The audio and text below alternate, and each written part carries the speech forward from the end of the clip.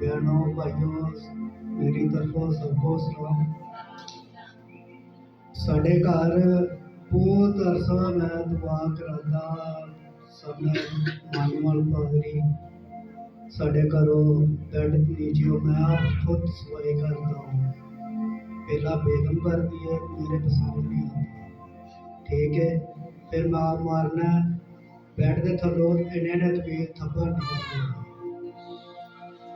मनवाल को कहना भाई साहब साढ़े घर है दुआ कर लो, साढ़े घर है मसला, उन्हें आना चले जाना दुआ करके, कोई असर नहीं चीज पाई है कि मैं भाई का पैर रखे है भाई वाल खुदा ने साड़ी इन्नी बांह फड़ी है अपनी सोच तो भी वध मैं कह सकता था कि जो मैं अपने हथी वेखे सब जो बेगम भी ठीक है कितना भाई ना दुआ करना शुरू किया खुदा ने बेटी दी है।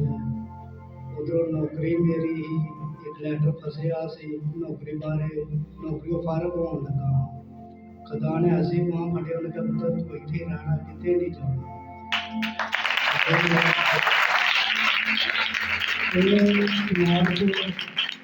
अगले समाज संडे को मैं आवागा तो मैं गवाही दूंगा ये इस लैटर के बारे में नौकरी मेरी ओके हो गई है तो बस भाई ने दुआ नाल बहुत कुछ कर बैठे हैं निकाल एक दुआ ही ले लिया खुदा